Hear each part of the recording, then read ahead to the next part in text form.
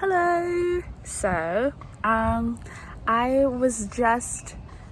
changed up my routine a little bit. I didn't end up going to Starbucks today. I went to this coffee shop that I really like that's, I'm not going to tell you the name, but I really like this coffee shop, and I was just having a really peaceful, really good morning, and I was thinking, as I was walking, because there's this black woman who passed me. Oh, well, you know what, actually, okay, so something I've been noticing for the past few days is that I've just been seeing a lot of women with body shapes that I identify with. And I thought it was really nice because I even noticed, so this started actually a little while ago. So in March, I went to South Africa with my mom and my sisters, and we went for like a family reunion / honoring of our ancestors, like ceremony. And during that time in South Africa, it was really amazing for me because I got to see so many black women with my body shape or even thicker than me. And I have a body that is, I guess you would consider like pear shape. And I have a big butt and big thighs, and similar to my mom. So I've seen, my body shape represented through my mother, but I'm not as thick as her. So I didn't really feel, super represented. And my mom is like a goddess. So even though we have similar body shapes, I see her as a goddess. So it's very hard for me to feel connected because I'm like, she's a goddess, I am a measly, ant, in comparison. It's just, you know how you see your mom. So yeah, it was hard for me to connect in that way. And I grew up in Canada a little bit, and where, there are black people in Canada, but I didn't end up seeing a lot of black women with body shapes like my family, like me and like my mother's. And then I also grew up in the States where there are a lot of thick women, but I was in Seattle and in New York.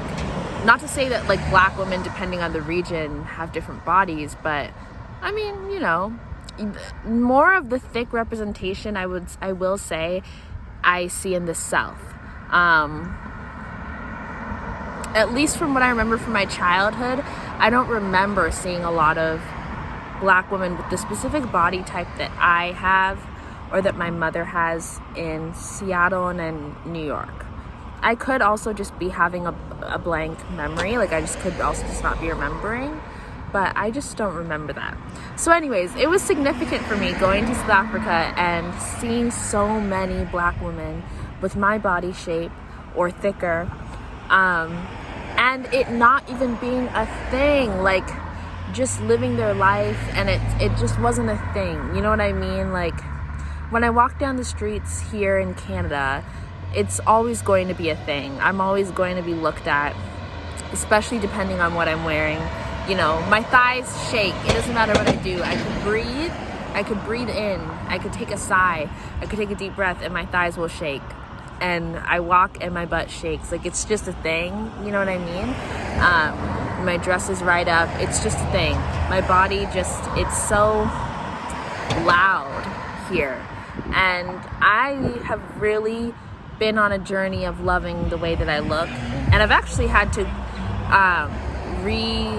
I've had to kind of see myself more clearly. And I was saying in another video that I actually feel like I might struggle with body dysmorphia, and I think it's gotten a lot better, but I don't think that I see myself the way that I actually look. Like, I see myself and I think that I look a lot smaller than I do. And there's only a few times where I'll look in the mirror and I'll actually see the way that I look. But most times I think that I am much, much tinier than I am. I don't know. I think it's because I grew up with this feeling of being small, just because I grew up in a lot of white spaces, or I just felt very isolated, and so it just made me feel small. And so I think that I've connected that to my physical being and physically just being tiny. So yeah, I don't think I fully understand how thick I really am. Which is kind of funny, but but I'm getting there, and I'm really happy about it. And so the point of this video is that I've been seeing so many women recently, but you know what, in New York, what I did note is I saw a lot of Jewish women with hips, and that was always something that I noted in my mind because it made me think of my mom, because my mom has wide hips, and I saw a lot of Jewish women with wide hips, and that was always like interesting to me, and it made me smile. And I think that this is not connected at all, but I think on my mom's side, I think that somewhere in the family line, we have some type of great grandma who was Jewish. I don't know. I don't actually know. Who was Jewish and was like a judge in South Africa? I don't know. So don't even quote me on that. I'm only connecting that because I remember in New York, I made a note that there was a lot of thick Jewish women. Anyways. The point is that I've been seeing a lot of women with wide hips and just thicker women with my body shape, like with the pear body shape. And I never saw them before. Or I swear to God I never did, but now I am. And I think, you know what it is? I think it's because I'm starting to see myself more and understand what I actually look like. This is how crazy body dysmorphia is. Because now that I'm starting to understand what I look like, I think I'm starting to see women that look like me. And I think South Africa was really the real awakening, because it was like, oh, whoa, you know, look at women just existing in their bodies, and you know, especially with bodies that in Canada feel so loud, especially on a black woman. But in South Africa, you know, they're just free, and it's not a thing, and nobody's looking at them, because it's just, everybody has a different body. Not all South African women are shaped like that, but there are a lot that are shaped very similar to me and my mom, with just wide hips, you know? And it just made me really happy. And ever since, I've been seeing so many women, and I was talking about how I know that my body's gone through so many changes over the past few years, and I'm even thicker than I was when I was a teenager. And I was talking about how, you know, as I think that women or people, so some women go through like several puberties. At least I swear, I think I read like some type of quote about that, but go through several puberties, and they go through another one in their 20s, and then they go through another one in their 30s.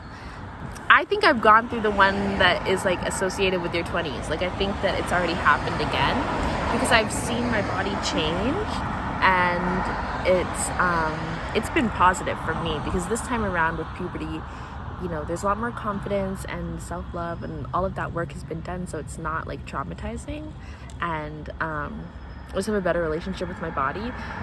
I'm making this, I guess, just because, has anybody else noticed that they're seeing a lot of thicker women? And what's been really positive for me, so in South Africa it was really great, because I was seeing a lot of black women with my body type that weren't being hypersexualized, and that was really fantastic. It was what I needed. I guess I didn't know that I needed that, but I needed that. It helped me ground myself in my body, because I think I also made myself smaller, because I understood the connotation between hypersexualization and voluptuous women, you know, in the States. Like, it was very obvious what happened to women's bodies, to black women's bodies. The more curvy you were, the more hypersexualized you were, the more in danger you were, you know, because we all saw the mammy figure, we all saw the black Venus, who was actually a South African woman. She was a Xhosa woman, which is my tribe. Her name is, what's her name?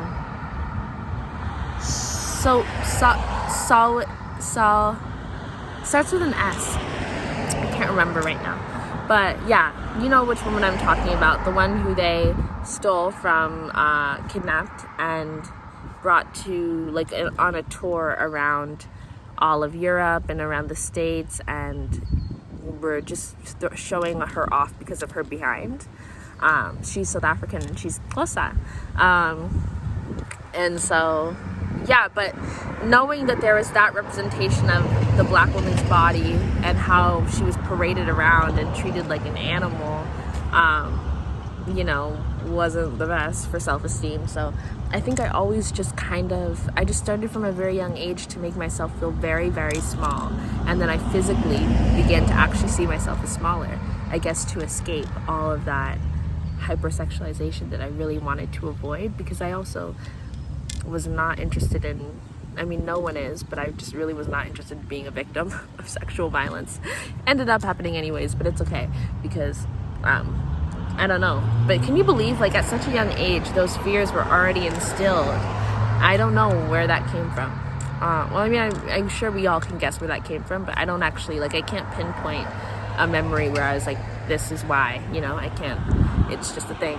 But anyways, yeah, it's been really nice, and it's been really positive, because I've also been seeing women across all backgrounds with thicker bodies, and I never noticed that before. Like, I see white women, I see brown women, I see black women, I see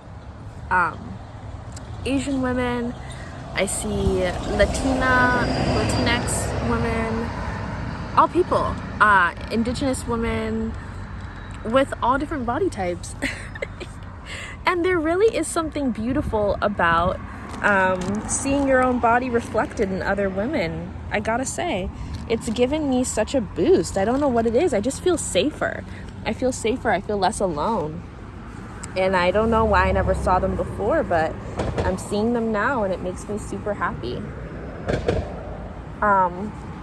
And what was I gonna say? Yeah, that's just been like a really positive development in my own psyche, and in just being in public spaces. I just feel safer. And I think it's interesting because, you know, people are saying that the BBL era is over. I don't know if that's true. We all notice the difference in a lot of people's bodies who had once had bigger behinds and have taken those out. So I think people are getting back to wanting to be more so in line with what their natural body shape might be. And I don't think that we should be judging or persecuting anyone for anything, for any decisions that they make at this point, because it's a journey with self-love and with your body. And like, women already face enough shame and enough guilt and ridicule from themselves. You know, they don't need any of our perspectives.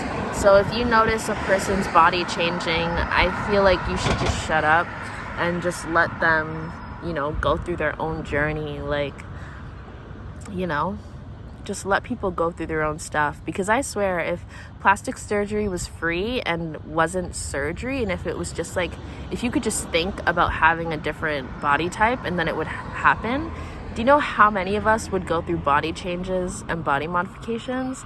So the judgment needs to stop. Seriously. And I'm excited. If that era is over, then I'm happy, because I would love to just be in an era of everybody having their own body and feeling safe and comfortable and loved in their bodies, in all representations of their bodies, because that's really what we need. And I'll tell you, body dysmorphia is no joke, and body issues are really no joke. And you know, it's funny, because I never would have, when I was a teenager and younger, I never considered myself to be somebody who had body problems. But as an adult, I'm looking back and I'm like, girl, you definitely did. You definitely did. And it was just so normal, you know? To me, I didn't think of it as a problem. And I didn't even think I really had insecurities like that around my body, because I didn't want to get like, when I was younger, the big things were like boob jobs and like nose jobs. And then kind of as I got into teen years, like it was lip fillers and thigh gaps and things like that. But yeah, BBLs are kind of new to me.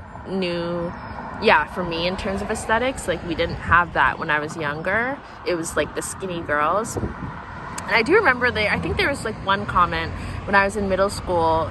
My friend told me that like this guy was looking at my butt because it was big.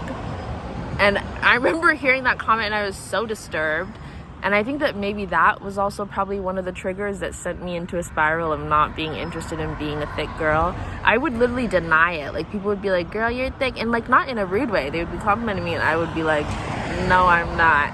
And I would fully believe it. I wasn't, like, capping. I fully believed that I did not have a butt. It's funny, but I still, like, it's actually so serious, because I still don't see myself. Like, I've only gotten a glimpse of what I actually look like, but I'm not quite sure what my body actually looks like, because, like, the body dysmorphia is real. I look at myself and I see a very small person. I don't see somebody who's thick. And that's also probably has to do with a lot of feelings of being disconnected to my own understandings of blackness when I was younger, and black womanhood, and you know, also like that body type I've always associated with being a woman, and I've always identified as a girl for so long. I've only just started feeling comfortable like calling myself a woman and not a girl. So there's that mental switch. There was a lot of things that stopped me from being able to accurately see myself.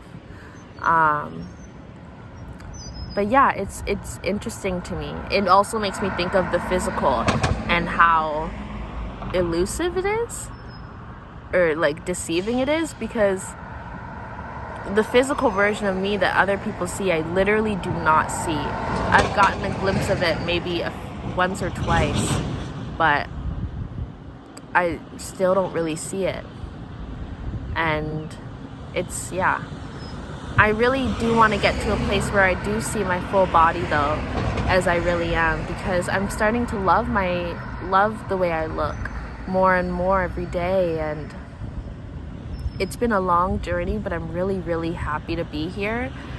And I like the way that I look. I love the way that I look, and I love my body, and especially as I'm coming into like my womanhood and feeling sexy and dressing for my body and dressing in ways that makes me feel comfortable and excited to be alive and to be seen and in public. It's been really fun. So yeah. But I think also my struggles with eczema contributes to my body dysmorphia, because I just like didn't want to see myself during many times, because I didn't want to see my skin because I was so embarrassed. So that was also probably there's just a lot of shells, you know. It's that cancer stuff as well. Not cancer the disease, but like being a cancer. Being a cancer. Yeah. But anyways, what to say. Oh my god. And I remember there's one time when I was really sick and I was in the hospital, and then I got out and I was skinny because I hadn't eaten when I was in the hospital, and I always have that version of myself in my head too. So then I'm also like, ooh, like skinny. But that wasn't healthy. Just body stuff, you know. I guess I'm just sharing this because I'm like, we all go through body stuff, and I think we should just make it a little bit more casual to discuss, because for me, my body stuff is not like, it's not traumatizing anymore, or really ever. It was just something that I went through, and I would like to be able to talk about it openly and connect with people about it, but not in a way that's like super like pitying and like trauma based. Like, I just want to be able to talk about it because it's just things, like, it's just growing up. And you know, I'm really excited to give birth and to have children and to have daughters and be able to, you know, have that space for them to just talk about how they feel about themselves, and give them the room to feel all the ways that they must feel about themselves, and, you know, let them go through their journeys. I'm really excited to have daughters. I can't even explain to you. There's just so many things that I want to give them, and so many conversations I want to have with them, and I just want to be able to raise them in a way where they're so free, and give them a lot of room for self-discovery. Because I just think that women and girls deserve that, especially black women and black girls. You know, there's just so many ways that we really haven't gotten that chance to fully open up to ourselves, and the world is becoming more and more loving of us. And as that happens, I'm really excited to show, you know, my daughters how much they are an expression of goddess and God, and just beautiful energy in their own ways, in their own unique ways. But yeah, this is just a more casual video. It doesn't really have anything to do with spirituality, but the body is super important. And I went through a little bit of a phase on my channel where I was talking about how the body is its own soul as well, and I've become so much closer to my body, and it makes me happy. It really, really does. I love to just lay out in the sun with her, and I just have such an appreciation for her, because it was really me and her through my teens when I wasn't really making friends and I was lonely and I didn't have God around because I was detached. It was me and my body. Even when I wasn't in my body, I was constantly working with my body to just trying to fix it. But my body just really bared a lot with me and was there and patient with me, and very grateful for her. And even I'm still mean to her sometimes, and she's still so patient. And that's one of the things about the human experience. It's like my video accidentally cut off. But the point being also that don't get confused and think, if you just go outside, I don't know, because it obviously depends on where you live and what kind of people you have in your neighborhoods and your cities. But I'm telling you guys, don't get played. I know that there's a very specific beauty standard that we see on social media, but in terms of I don't go outside and see that. When I go outside, I'm really seeing a lot of people like me. And it's been so refreshing. I don't know, I just feel like I'm in a real world. Just try and really get off social media, because right now it's just us. It's such a weird place, and it wasn't always like that, and it won't always be that way. And depending on what your feed looks like, it can probably be better. But even with the people who are the body representation and the skin representation and the diversity representation, even there's nothing wrong with them, but even their representation is still fitting within a beauty standard that is that doesn't really accommodate regular people. Even those people are still really beautiful or stunning in some type of way that is a lot, and it can feel overwhelming. And just go outside, because I guarantee you'll see 8 million people that look just like you. If you ever just want to remind yourself that you're just a human being and a normal person and there's nothing wrong with you, it's just go outside.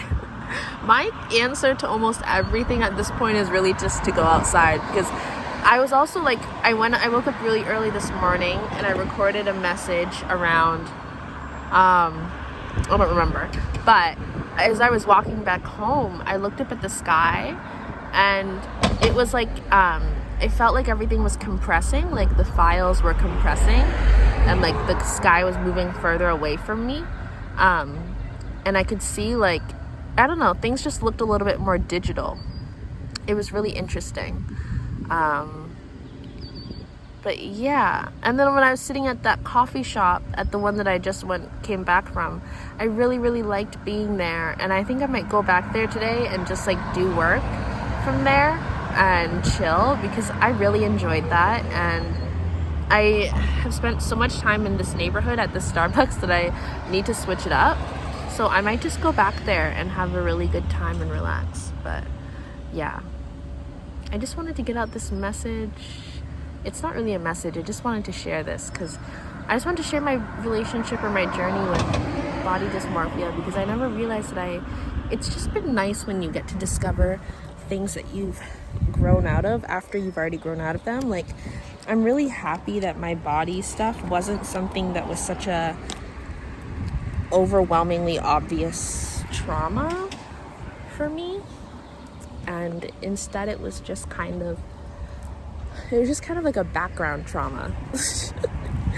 Other things got to be the more obvious thing that I was dealing with, and so it didn't have a bunch of pressure around it to heal from it, because it wasn't a big thing to me, which honestly is really great, because it gave me the space to just work through it without even realizing that I was really working through it, and I've only really just had these conversations now on my channel, but it wouldn't have been something that I would have brought up to other people, because I didn't even really think about it. I don't even know many people that I've spoken to about any body issues, So yeah, that's been really nice. I have had to draw some boundaries, because sometimes people do feel more comfortable commenting on your body when you are when you just have a body that people feel comfortable commenting on. So I've had to draw boundaries with family, because that's always been a thing, and people project and just say things without thinking about whether they have any right to be speaking on you. So those are things I've had to deal with. Look at the sun on my face. But overall, yeah, I feel really good, and I guess I just wanted to share that. It's super random, but I enjoy talking about body stuff. I think probably just also because I'm super passionate about, and I'm getting closer to feeling more comfortable talking about my spiritual sex work. And, the body is going to be a huge part of that. And not even because I don't, my journey with spiritual sex work isn't going to be super physical with other people, but at least with myself and getting more in tune with my own sexual energy, it is physical. And so I'm just excited for that journey, and body love and self-love is all a part of that. So yeah, but that's it. I'm gonna go now. Bye. This is kind of random, but I would say that another part of me feeling more comfortable and starting to really see myself is also me stepping into the full expansiveness of my Black womanhood. I have really, over the past few years, and really this past year, or really just these past few months, have gotten really comfortable being in all of the versions or all of the expressions of my Blackness as a Black woman specifically, and especially in my ghetto Black girl energy mixed with my fairy girl and and my sexy woman and my my house girl. I just it's been really nice. It just feels such a relief to not, I don't know, feel I don't have a right to express my ghetto Black girl hood. You know what I mean? Because I was one of those girls as a kid who got the you're very white label, which didn't make any sense to me because how, but I feel that suppressed.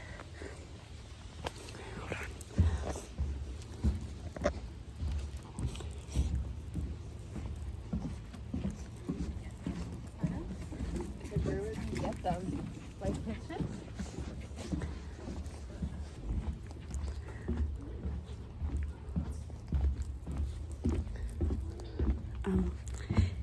yeah.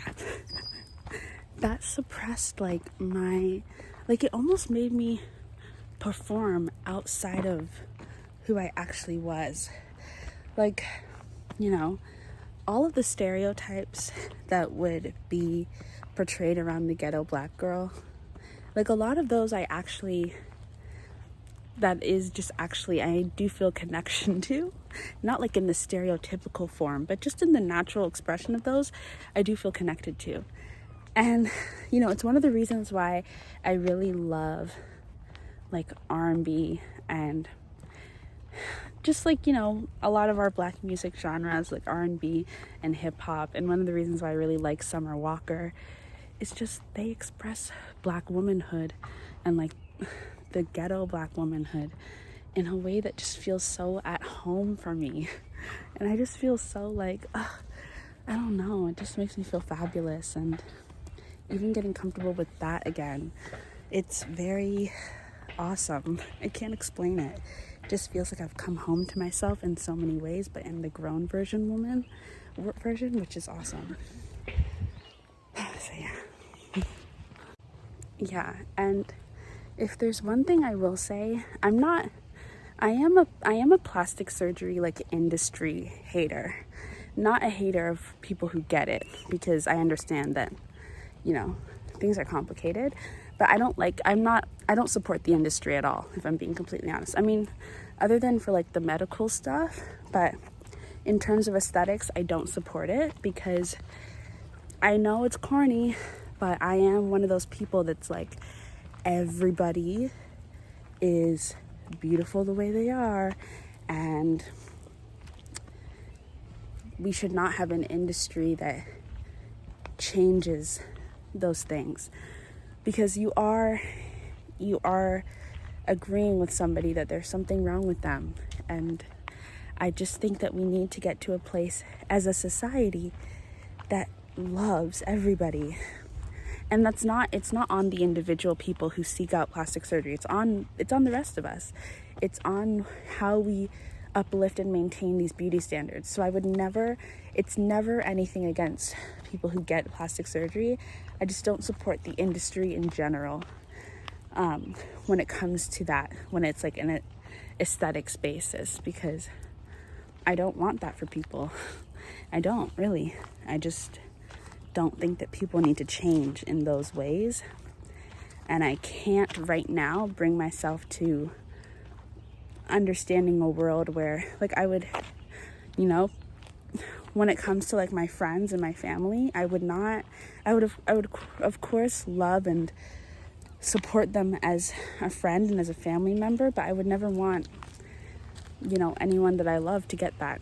I wouldn't want anyone to get surgery done, because I just don't think it's cool. Like, and especially because so many of the things that are getting done are not, at the root of it, it's not because the person actually doesn't love themselves. It's because of all of the standards that we have. And a lot of it is racist. And a lot of it is sexist. So I just can't. I don't support it at all. But like I said, it's not about the individuals. It's about the system. But yeah, I was going to say that the other thing with seeing so many bodies like mine is, give yourself time to age and grow. We change so much throughout each decade of our life, and you never know what you'll grow to become. And part of that journey of self-love is getting to see your own transformations and learning to love and appreciate every step of who you are and who you become. And I know it's easier said than done, and I know that I'm speaking from very specific places of privilege. I know. So, take it with a grain of salt if you want. But I really do want to get to a place in the world where that's just not a thing. Because I don't think anyone should ever feel like they need to change, I'm sorry, but I don't. I just don't. And it's one of the things that does make me nervous about having children. It's like, I wouldn't ever want them to come and tell me that they want to change anything, because I don't want them to, but I recognize that means really actively working to make sure that we change the way that people who don't fit within our standards are treated. Because there are, if you don't fit within certain beauty standards, and this isn't even just the model beauty standard, but there are just even normal people beauty standards. And if you don't fit that, you are treated with violence, literally. It's not a joke, and it can really suck, and you can be deprived of things that are basic rights, like love and respect and decency and just being seen, because of the way that you look. It's insane, actually. It's quite insane, so yeah, but I'm maybe just being emotional, and maybe I'm just tapping into my mothering energy now, but it's just how I feel as I've even just gone through my own journeys with learning to not only accept the way I look, but love the way I look, And sometimes I think that feeling so connected to my ancestors has helped with that, because I look like my ancestors, right? So I think there is something to that, and I would say that there's probably a lot of help that your ancestors can bring you, and a lot of healing your ancestors can bring you around self-love and beauty and things like that. They can probably really help you with that, because you look like them. They're your family. So if that's something that you struggle with, I would consider calling on them and asking them to help you work through things like that. But yeah, bye.